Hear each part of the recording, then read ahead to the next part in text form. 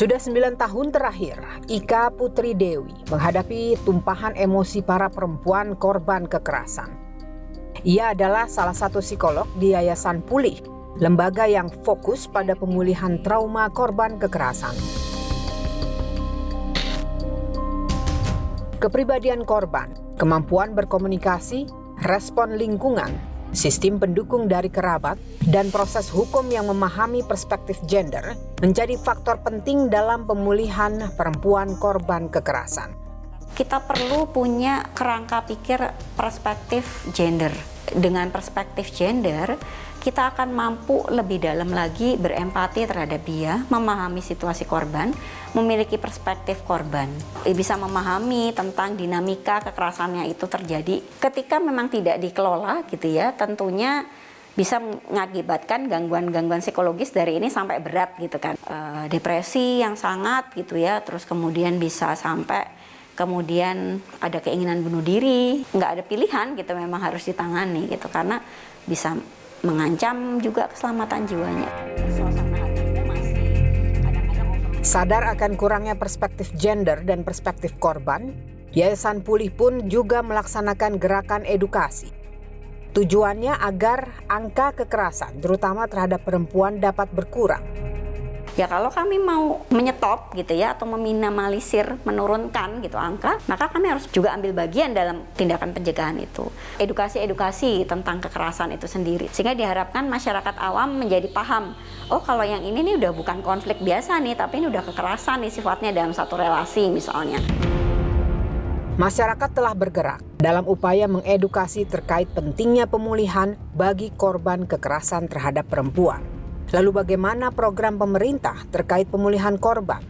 Di dalam Undang-Undang Nomor 23 Tahun 2014 tentang pemerintahan daerah disebutkan bahwa urusan pemerintahan di bidang perlindungan perempuan adalah merupakan urusan wajib yang non pelayanan dasar. Maka dari itu untuk lebih mengefektifkan pelayanan terpadu, masuk di dalamnya pembentukan forum-forum koordinasi yang nanti akan mengkoordinasikan antara petugas pelayanan sekaligus menyusun rencana program bagi peningkatan upaya-upaya pemulihan korban kekerasan di dalam rumah tangga. Di tengah polemik rancangan Undang-Undang Penghapusan Kekerasan Seksual, RUU ini diharapkan dapat menerapkan prinsip baru terkait pemulihan korban. Pasalnya, RUU ini mengatur tentang perlindungan dan pemulihan korban kekerasan terhadap perempuan. Sebelumnya hal ini belum diatur dalam KUHP sebab KUHP tidak mengatur ketentuan di luar pidana. Pemulihan itu kita upayakan baik sebelum persidangan maupun sesudah persidangan. Bahkan bagaimana juga korban itu dilindungi untuk tidak harus mencari bukti sendiri. Bukti itu cukup mungkin sekali saja, tidak perlu banyak bukti yang itu selama ini menjadi kendala untuk pembuktian persoalan kekerasan seksual ini. Jadi persoalan kekerasan seksual itu sangat kompleks, sangat serius dampaknya, tapi sangat serius juga untuk sulit pembuktiannya. Berdasarkan dari itulah kemudian dalam RUU PKS diusulkan agar misalnya catatan psikolog ya itu cukup gitu untuk sebagai bukti tanpa harus ada visum, tanpa harus ada bukti yang lainnya. RUU PKS telah melewati perjalanan panjang menanti disahkan para anggota dewan. RUU ini diusulkan oleh Komnas Perempuan dan Jaringan Masyarakat Sipil kepada DPR sejak 8 tahun lalu. Secara resmi, naskah akademiknya diserahkan pada Mei 2016. Bak Gayung bersambut, DPR menyetujui RUU ini dimasukkan ke Prolegnas Prioritas 2016 sebulan kemudian. Namun, RUU PKS tak kunjung selesai disahkan hingga periode masa jabatan anggota Dewan 2014-2019 berakhir. Hingga akhirnya, RUU PKS ditarik dari Prolegnas Prioritas 2020 pada bulan Juli lalu. Alasannya, proses pembahasan dan lobi-lobi antar fraksi di Komisi 8 DPR masih alot.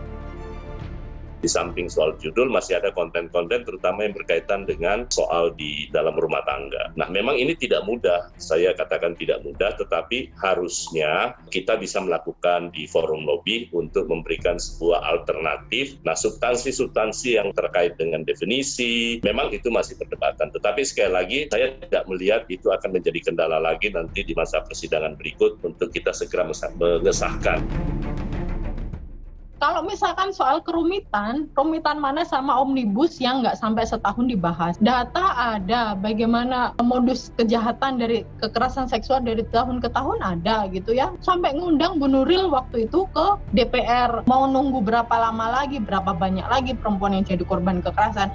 Baru kemudian kalian terketuk pintu hatinya untuk benar-benar mensahkan undang-undang ini.